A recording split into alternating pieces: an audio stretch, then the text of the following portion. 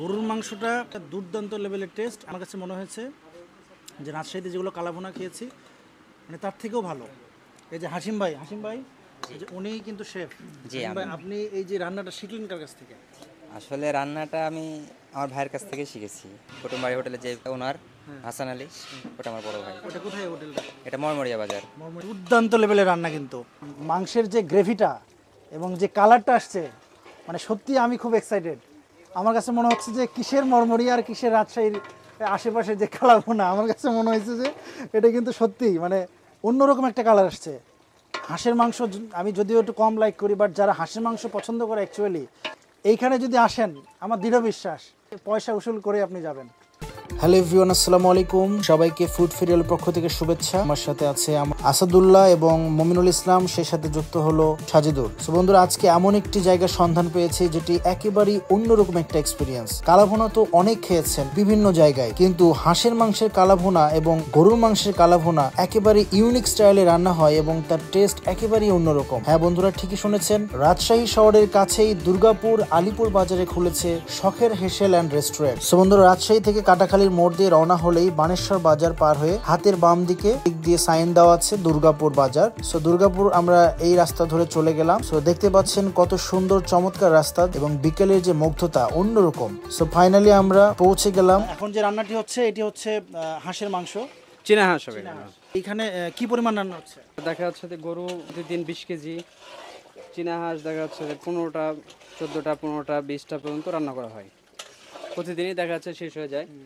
একটা দিক ভালো যে বাসি খাবার নেই আমাদের। প্রতিদিন রাত্রে মানে বন্ধ শেষ হয়ে যাওয়ার পরেও দেখা যাচ্ছে যে অনেক লোক আসে এবং ঘুরে চলে যায়। থেকে কয়টা পর্যন্ত ভাই?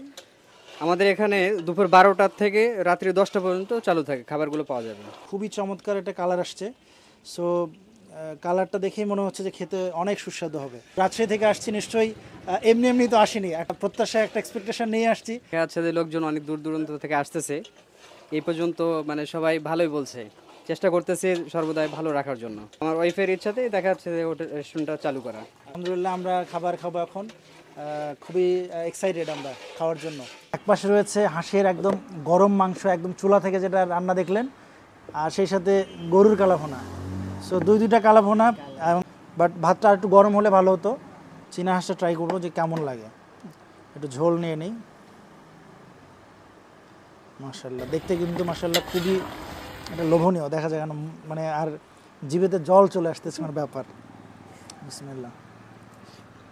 এক্সপেকটেশন যেরকম ছিল আলহামদুলিল্লাহ অনেকটাই কাভার করেছে। এটা কিন্তু সিদ্ধ বেশ ভালো হয়েছে, মানে হালকা প্রেস করলে এই যে একদম খুলে চলে আসলো। সো সিদ্ধটা কিন্তু প্রপার হয়েছে। এই যে হাঁসের মাংস কিন্তু এত প্রপার সিদ্ধটা কিন্তু হয় না ভাই, অ্যাকচুয়ালি সুপার টেস্ট। গরুর কালাভুনা দেখতে পাচ্ছেন, পিসগুলো বেশ সুন্দর, কিন্তু একটু গ্রেভিটা নিয়ে নেই, টেস্টটা বুঝতে পারবো। গরুর মাংসটা দুর্দান্ত লেভেলের টেস্ট, সো ডেলিশিয়াস।